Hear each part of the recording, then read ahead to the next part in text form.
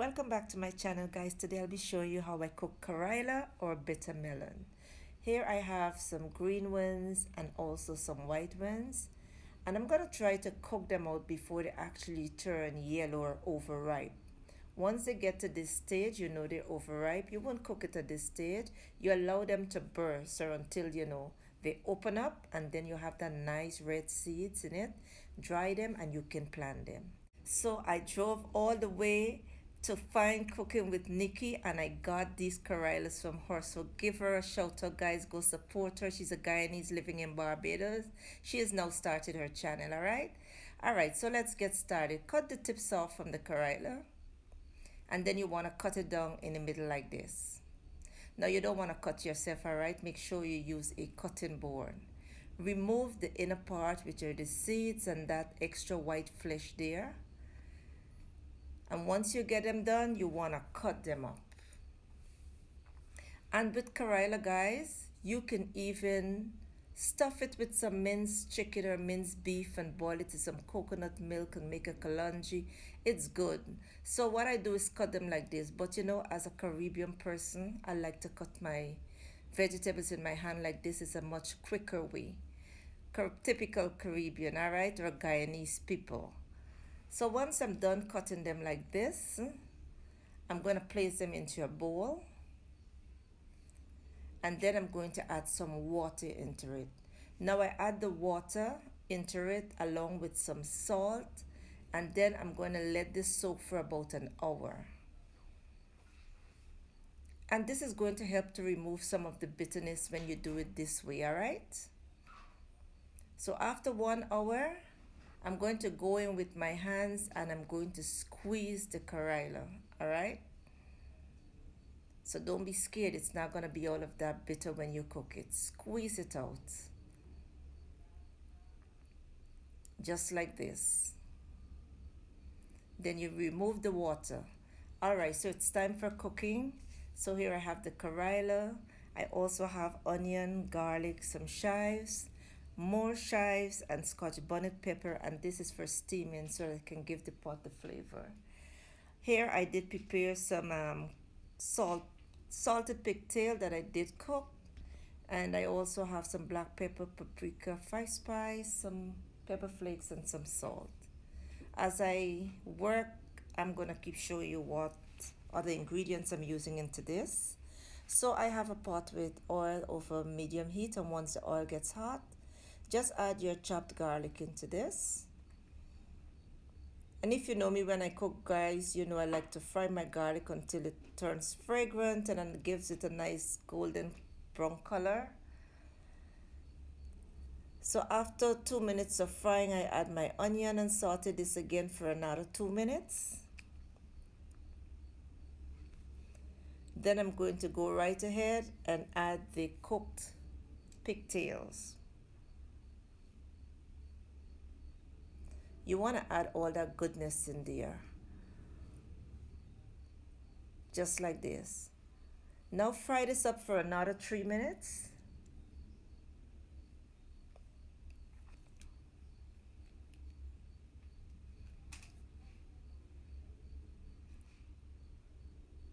Just make sure that it's fried up there, and then now we're gonna go ahead and add the Karela into the pot.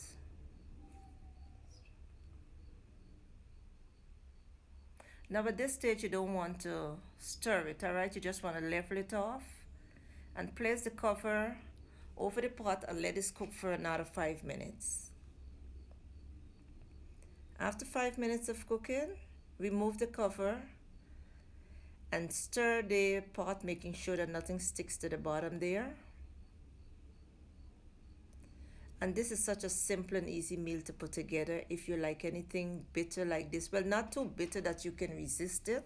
If you do it my way, you're not gonna taste all of that bitterness. But like it's being said that Karela is good for diabetes. The bitterness in it is very good for our body. So give it a stir, cover again, and let it cook for another 5 minutes. After 5 minutes, you can see that the Karela starts to soften up. You want to stir it up again. And at this time, we're going to go ahead and add our chive into this pot.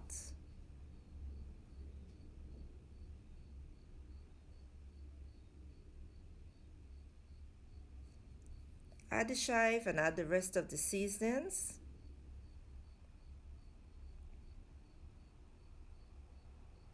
And you can also use any seasonings of your choice, all right?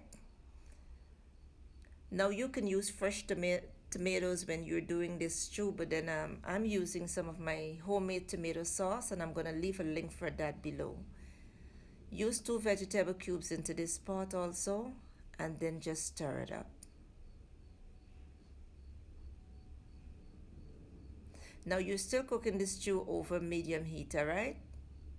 So stir it up, and at this time you want to go ahead and add some coconut milk. This is where the flavor comes in, guys. Pour some good coconut milk into this pot. Look at how beautiful this looks. And just make sure the coconut milk sits all over this Karela, just like this. Place the cover onto the pot again and let this cook again for another 3-4 minutes.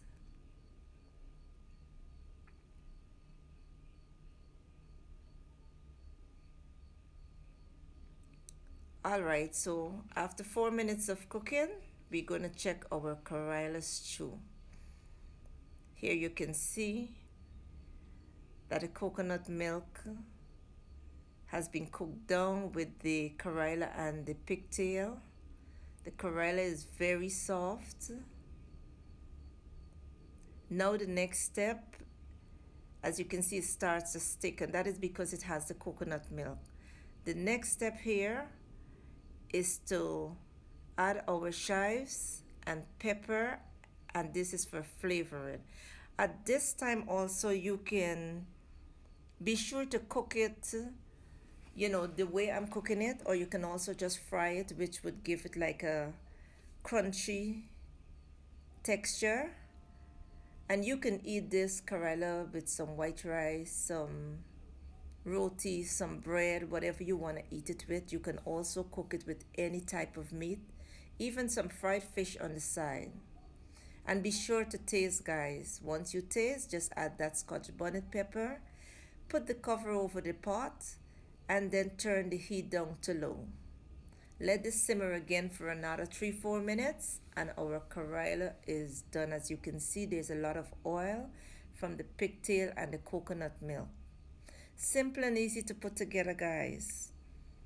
And be sure to skim off some of the oil from this food, guys. You don't want to eat all this oil, even though it's rich with coconut milk. Yes, go right ahead and do that. All right? So now our pigtail and Karela is all done. Look at how beautiful it is. Yes, so give it a try. Don't you forget to like, subscribe, and share my video, and do enjoy. All right, stick around for some more simple, easy cooking method. I'll see you soon.